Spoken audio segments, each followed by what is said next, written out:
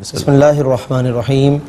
الحمدللہ رب العالمین والصلاة والسلام علی اشرف الانبیاء وسید المرسلین۔ ناظرین کرام، الحمدللہ آج کی اس نشست میں 27ویں پارے کے آخری ربع کی تلاوت کی گئی ہے، اور اس ربع میں مکمل سورۃ الحدید کی تلاوت کی گئی ہے۔ اور سورۃ الحدید وہ سورت ہے کہ جہاں پہلی مرتبہ ایک سورت کا آغاز سبحہ کے لفظ سے فرمایا جا رہا ہے، یعنی تسبیح سے ہی اس سورت کا آغاز ہے۔ اور اس کے بعد پھر 28ویں پارے میں کئی صورتیں آئیں گی کہ جن میں اللہ رب العالمین نے یہ تسبیح کا لفظ بیان فرمایا۔ البتہ ایک فرق یہ ہے کہ سورۃ الحدید اور آگے آنے والی صورتوں میں سورۃ الحشر اور سورۃ الصف، یہ تین صورتیں ہیں کہ جن کو سبحہ کے لفظ سے اللہ نے آغاز فرمایا، جبکہ اسی میں پھر 28ویں پارے میں سورۃ الجمعہ اور سورۃ التغابن اس کو یسبحو کے لفظ سے اللہ نے بیان فرمایا۔ یعنی فرق یہ ہے کہ سبحہ کا لفظ ماضی کہلاتا ہے کہ جب گزشتہ زمانے میں کوئی تسبیح بیان کی جائے تو اس کو سبحہ سے تعبیر کیا جاتا ہے، اور پھر آنے والے زمانے میں کوئی تسبیح کی جائے تو اس کو یسبحو، جس کو عربی گرامر میں فعل مضارع کہا جاتا ہے، اس کے ساتھ بیان کیا جاتا ہے۔ تو چند صورتوں میں اللہ نے سبحہ بیان کیا اور چند صورتوں میں اللہ نے یسبحو بیان فرمایا، تو اشارہ فرما دیا کہ ماضی ہو یا حال ہو یا مستقبل ہو، اللہ کی تسبیح ہر زمانے میں جاری ہے اور ہر دور میں جاری رہے گی، یہ اللہ رب العالمین نے اس طرف اشارہ فرمایا۔ سورۃ الحدید ناظرین جو کہ آج تلاوت کی گئی ہے، حدید عربی میں لوہے کو کہتے ہیں، چونکہ اس صورت میں اللہ نے لوہے کا ذکر فرمایا۔ اسی صورت کی آیت نمبر 25 میں ارشاد فرمایا کہ وَأَنزَلْنَا الْحَدِيدَ فِيهِ بَأْسٌ شَدِيدٌ وَمَنَافِعُ لِلنَّاسِ، کہ ہم نے آسمان سے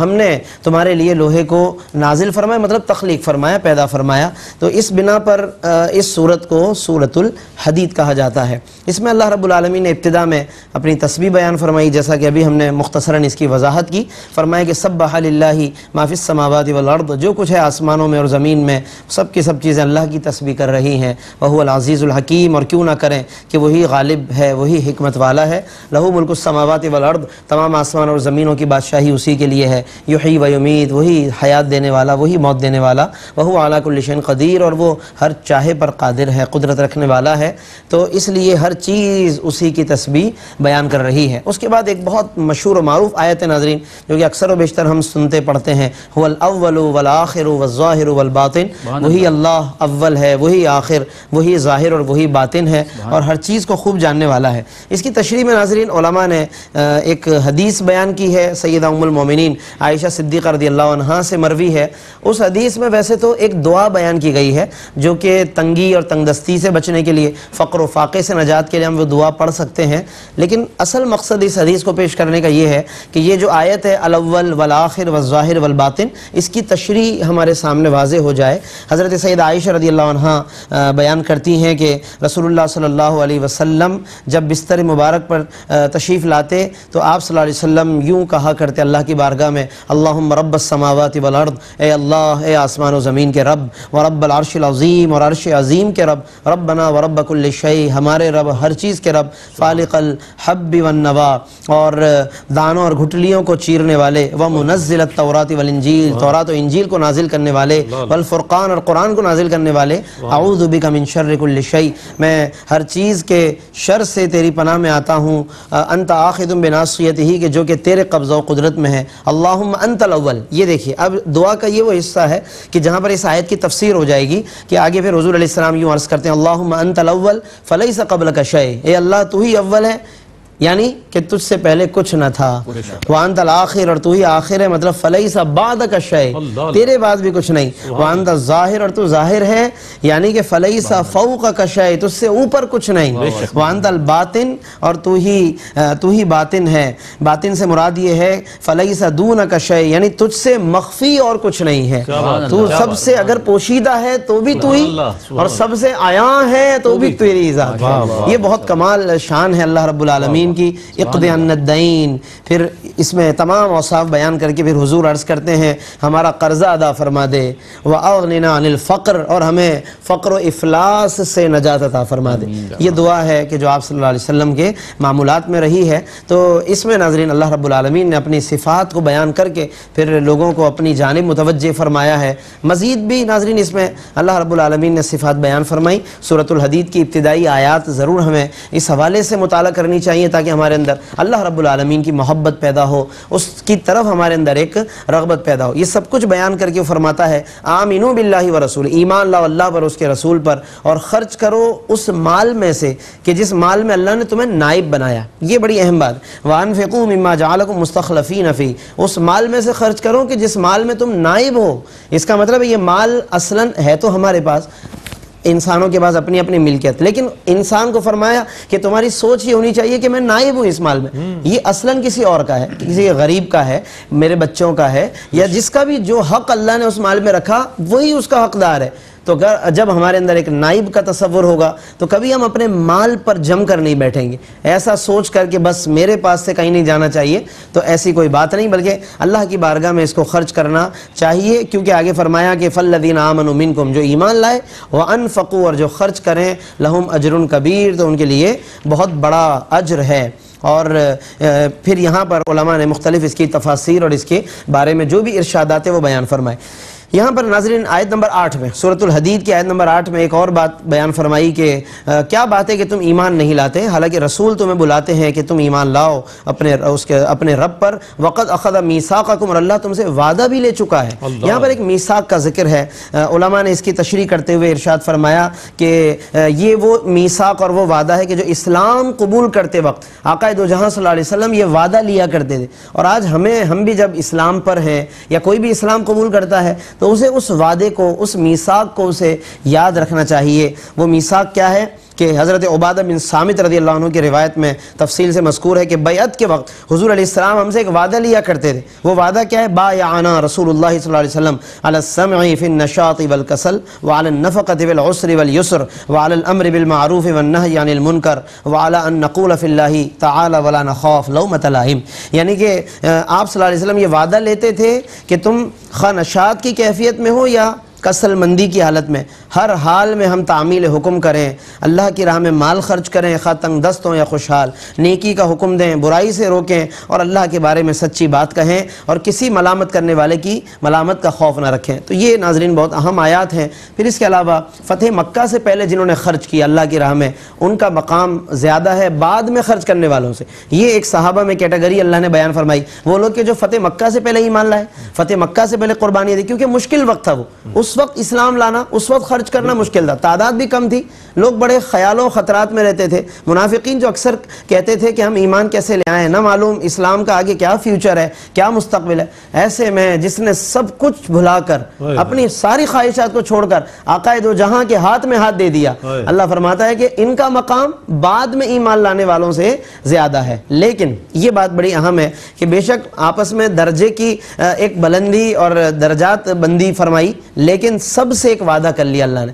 چاہے جو پہلے ایمان لائے صحابہ یا جو بعد میں لائے، فرمایا وَكُلًّا وَعَدَ اللَّهُ الْحُسْنَى، اللہ نے ان سب سے جنت کا وعدہ فرما لیا ہے۔ یہ بڑی اہم آیت ہے ناظرین کہ یہاں پر ہمیں صحابہ کا مقام بتایا گیا کہ ہم ان کی کس طرح شان بیان کریں۔ وَكُلًّا وَعَدَ اللَّهُ، اب اس میں سب کے سب شامل ہیں، کلن کا لفظ جب فرما دیا تو اس کا مطلب کہ جس ہستی کو بھی اللہ رب العالمین نے اپنے محبوب کریم صلی اللہ علیہ وسلم کی صحبت عطا فرمائی، ایمان کی حالت میں جسے بھی حضور کے پاس بیٹھنا نصیب کر دیا، ان کا شرف عطا کر دیا، فرمایا کہ ان سب سے اللہ نے جنت کا وعدہ فرما لیا ہے۔ اس لیے حضرات خلفائے راشدین ہوں، حضرت ابو بکر عمر عثمان و علی ہوں، امہات المومنین ہوں، اہل بیت اطہار ہوں، یا اور دیگر صحابہ کرام ہوں، سیدنا امیر معاویہ رضی اللہ تعالیٰ عنہ، سیدنا ابو ذر غفاری رضی اللہ تعالیٰ عنہ، یا اور جتنے بھی حضرت سیدنا عبداللہ بن عمر بن العاص ہوں، جتنے بھی ہیں، سب کے سب فرمایا کہ وَكُلًّا وَعَدَ اللَّهُ الْحُسْنَى، سب سے اللہ نے جنت کا وعدہ فرمایا۔ اس لیے سب کی تعظیم کرنی چاہیے، اہل بیت کی عزت بھی کرنی چاہیے، اور صحابہ کرام کی تعظیم اور محبت یہ بھی گویا کہ ایمان کا حصہ اس کو بنا دیا گیا ہے۔ اور قرآن بھی جگہ جگہ کہتا ہے نا، جیسے فرمایا ایک مقام پر فرمایا گیا کہ آمنو کما آمن الناس، ایمان لاؤ جیسا کہ اور لوگ ایمان لائیں، یعنی صحابہ کو معیار ایمان بنایا۔ اس لیے ان دونوں کی تعظیم ضروری ہے، کیونکہ نسبت ایک ہی ہے، نسبت رسول صلی اللہ علیہ وسلم ہے، اس لیے وہ تعظیم بھی ضروری ہے۔ پھر اس کے علاوہ ناظرین کچھ قیامت کے دن جو منافقین کا انجام ہوگا، کس طرح وہ محروم ہوں گے اور ادھر ادھر بھٹک رہے ہوں گے اور لوگوں سے نور طلب کر رہے ہوں گے۔ وہ باقاعدہ قرآن نے بتایا کہ اہل ایمان کا تو اپنا ایک نور ہوگا، اس کی روشنی میں وہ چل رہے ہوں گے۔ اب منافقین کیا کریں گے؟ وہ کہیں گے اہل ایمان سے انظرونا نقتبس من نورکم، کچھ ہم پہ بھی نظریں کرو، ہم پہ بھی کچھ نظریں کرو۔ یعنی یہ باتیں وہ ہیں کہ جو آج دنیا میں مان لینی چاہیے، دنیا میں ہم ان اللہ والوں کی طرف رجوع کریں، ان سے اپنا تعلق مضبوط کریں، ان کی نور سے استفادہ کر کے اپنے آپ کو مستنیر اور منور کرنے کی کوشش کریں، ورنہ قیامت کے دن پھر یہ نوبت ہے جس کو حضرت فرماتے ہیں کہ پھر نہ مانیں گے قیامت میں، اگر مان گیا پھر وہاں پر معاملہ الٹ نہ ہو جائے۔ تو انظرونا نقتبس من نورکم۔ پھر اس کے علاوہ منافقین کیوں محروم ہے، اس کی کچھ وجوہات کی طرف اشارہ، اور ایک بڑی اہم آیت ناظرین اس سورت کی، آیت نمبر 16، الم یأن للذین آمنوا، کیا ابھی تک اہل ایمان پر وہ وقت نہیں آیا، ان تخشع قلوبہم، کہ ان کے دل ڈر جائیں، لذکر اللہ، جھک جائیں اللہ کے ذکر کے لیے، یعنی کیا ابھی بھی وقت نہیں آیا؟ یہ آیت بڑی اہم ہے۔ یہ وہ آیت ہے ناظرین کی جس کو سن کر بڑے بڑے نام آج ہم ان ناموں کو پڑھتے سنتے ہیں، اس آیت کو سن کر وہ ولی بنے ہیں۔ حضرت فضیل بن عیاض رحمۃ اللہ علیہ کہ جو پہلے کسی عشق مجازی میں مبتلا تھے، اور جب وہاں جانے لگے عشق مجازی کو پانے کے لیے تو راستے میں کوئی آیت پڑھ رہا تھا کہ کیا ابھی تک اہل ایمان پر وہ وقت نہیں آیا، بس وہیں سے پیچھے پلٹ آئے ہیں، اور جب پلٹے ہیں تو اللہ نے ولایت عطا فرما دی۔ یعنی اللہ رب العالمین کے لیے جس نے عشق مجازی کو چھوڑ دیا، دنیا کی محبتوں کو چھوڑ کر جو اللہ کی محبت میں آ گیا، تو پھر اللہ رب العالمین اسے اس آیت کا فیض ضرور عطا فرمائے گا۔ اس کی بہت سی مثالیں ناظرین تاریخ میں ہمیں ملتی ہیں اور موجود ہیں۔ پھر اس کے علاوہ دنیا کی صفت ایک بیان فرمائی گئی، ایک تمثیل کے ذریعے اس کو سمجھایا گیا ہے۔ الحدید یعنی کہ لوہے کا اس میں ذکر ملتا ہے ہمیں قرآن کریم کی اسی صورت مبارکہ کے اندر۔ پھر اس کے علاوہ وہ لوگ کہ جو خرچ کرنے میں کتراتے ہیں اور تکبر کرنے والے ہیں، ان کا انجام اور ان پر ناراضگی کا اظہار کیا گیا۔ مغفرت کی طرف کس طرح بڑھنا چاہیے، اللہ کی جنت کی تعریف کی گئی ہے۔ یہ بھی قرآن کا ایک خاصہ ہے کہ وہ جگہ جگہ جنت کی تعریف کو بیان کرتا ہے، اور یہ مطلوب بھی ہے کہ جنت کی تعریف کی جائے۔ خود حضور علیہ السلام نے جنت کی تعریف بیان فرمائی ہے، اس لیے علماء اس بات کو بڑی اہمیت کے ساتھ بیان فرماتے ہیں۔ اور جنت کو کسی کے ساتھ ہمیں کمپیئر کرنے کی بھی ضرورت نہیں ہے۔ بعض اوقات لوگ اس کو کمپیئر کرتے ہوئے بیان کرتے ہیں تو اس سے بھی کچھ غلط فہمیاں پیدا ہو جاتی ہیں۔ جنت کو الگ سے کسی سے کمپیئر نہ کریں، وہ بھی آقا دو جہاں صلی اللہ علیہ وسلم کا مسکن، مطلوب اور محبوب و محمود مقام اور جگہ ہے، اور مدینہ طیبہ بھی آقا دو جہاں صلی اللہ علیہ وسلم کا مطلوب و محمود اور پسندیدہ ترین شہر اور جگہ ہے۔ اس کو بھی آپس میں کمپیئر کر کے کوئی شاعری کرنا یہ ہمیں مناسب نہیں ہے کہ پھر اس کے اندر کمی بیان کی جائے جنت کی، تاکہ مدینے کی عظمتیں لوگوں کو پتہ چلیں۔ مدینہ منورہ کی عظمت کو بتانے کے لیے جنت کی کمی کی کوئی حاجت نہیں، مدینے کی فضیلت ویسے ہی بہت زیادہ ہے، اس کا مقام اس بات کا محتاج نہیں کہ ہم کچھ ایسا خدا نہ خواستہ کریں کہ جس سے کچھ آیات مبارکہ کے مضامین کی خلاف ورزی لازم آئے۔ تو اس لیے ہمیں ان تمام باتوں کو بھی ناظرین ذہن میں رکھنا چاہیے۔ اور اس کے علاوہ اس صورت مبارکہ کے اندر اور بھی مضامین ہیں، کچھ رہبانیت کا ذکر کیا کہ عیسائیت کس طرح رہبانیت کی طرف چلے گئے۔ رہبانیت مطلب سب کچھ دنیا چھوڑ چھاڑ کے گوشہ نشین ہو جاؤ، جبکہ ہمارا دین بڑا دین فطرت ہے ناظرین، دین جامع ہے جس میں دنیا ربنا آتنا فی الدنیا حسنہ وفی الآخرت حسنہ، ہمیں دنیا اور آخرت دونوں کا حسن، دونوں کی بھلائی، دونوں کے اندر اعتدال کا ہمیں حکم فرمایا گیا ہے۔ تو اس کی لیکن بہت زیادہ تفصیل ہے، رہبانیت کی کیا تاریخ ہے، ہسٹری کیا ہے، کلیسا کی کیا تاریخ اور ہسٹری ہے، اس کے تحت ضرور ہمیں پڑھنا چاہیے، مطالعہ کرنا چاہیے۔ میں اسی پر مکمل کرتا ہوں اپنی بات کو۔ اللہ رب العالمین ہمیں ان تمام مضامین میں غور کرنے کی توفیق عطا فرمائے اور تفصیل سے ہمیں قرآن کے مضامین کا مطالعہ کرنے کی توفیق عطا کرے۔ آمین۔ وآخر دعوانا الحمدللہ رب العالمین۔